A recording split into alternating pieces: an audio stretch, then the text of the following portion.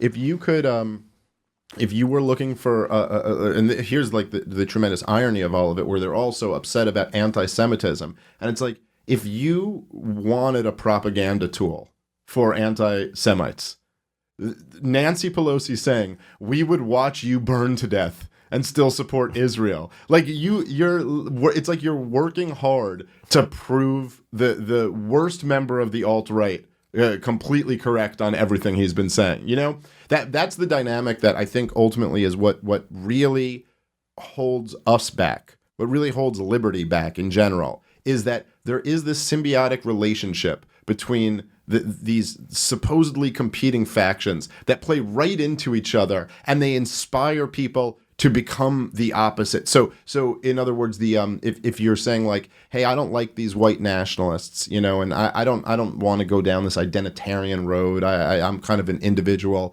you know, like an individualist. I don't want to go into this white identitarian space. I think it's destructive. And then you have somebody on the left who's completely obsessed with intersectionality and this kind of like anti-white male agenda. And you're like, oh man, I mean, you are pushing so many more people into that space. Like if you loved the alt-right, if you wanted to see white nationalism grow bigger and bigger and bigger, there's probably nothing you could do to help them more than what's done on the average college campus. I mean, it's just, you know, I know you touched on this in your most recent book, but it's just the stuff that is spreading on college campuses, man. Ugh. It's like, who are you working for? Well, it's just so easy to point out to them, and it really pisses them off when you point out that they've crossed over into fascism. Yeah. Yeah, because that's what looking to control, and they'll use the government to do it. I mean, and that's one of the definitions of fascism. Right. You know, so, yeah, they are not. When you see people do stuff like what Pelosi does, where, you know, I'm sure that was hyperbole. I hope, you know, I mean, it was hyperbole, but what's behind it? That's scary, man. Yeah. And yeah, it can radicalize people. I mean, look at this guy down in New Zealand. I mean, that's the craziest thing, man. That is just the craziest thing, that he even wrote in his manifesto that he was doing this to cause division. He was basically doing this to as the ultimate shit post. Right. And they bought into it. And they like ran with it. And what are they doing? They immediately started doing exactly what he said they were going to do. You know, it really is. It's beautiful. I mean, the guy's a complete lunatic, but he probably understands the culture in the United States better than 95 to 96% of the people who actually live here. Well, there's something truly like so dark and ironic about the people who claim to be the most concerned with white supremacy, who are, it's like if you actually had a healthy concern for white supremacy, stop poking the bear so much. Like if you like, maybe you could use a little bit more of a healthy concern for this. I mean, this is why what drives me crazy about the and probably as much as anyone, but it's like the kind of establishment libertarian party people, the Nick Sarwarks of the world and all that, and they are constantly, you know, they buy into the left-wing worldview and then go, oh, we're going to call everybody a racist. Who's, you know, so everyone at the Mises Institute is racist or fascist, or Tom Woods is racist.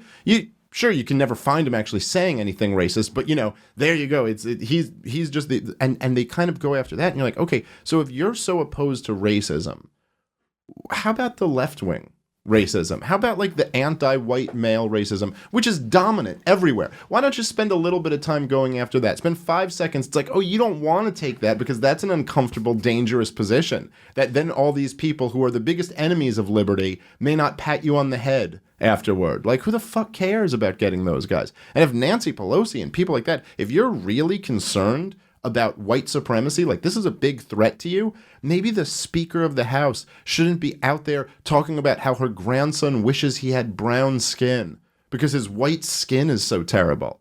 Like, you do realize you guys are the ones creating this, right? Anyway, there's something really disturbing there.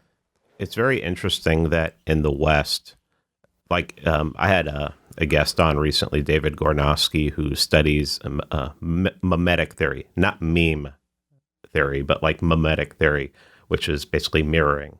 And he pointed something out to me that I thought was really interesting. He said that if you're in Indonesia and a group, say an alt-rightish pro-Indonesia group, rises up and goes into the streets and starts protesting, and then a more liberal group goes out there to fight against them, nobody in that country is taking sides. They're telling the military and the police to take them both down. He goes, but there's something about the West where they want to choose sides, where Trump says there's good people on both sides. That drove people crazy. In Charlotte, well, no, there's really bad people on both sides, but they won't they have to pick a side. What is it about this country where you have to pick a side? Like, both can't be evil. Right. It's almost like you're admitting that you're if somebody out there shares your ideology, to criticize them, you're criticizing yourself. Yeah, there is something about that dynamic which is very interesting.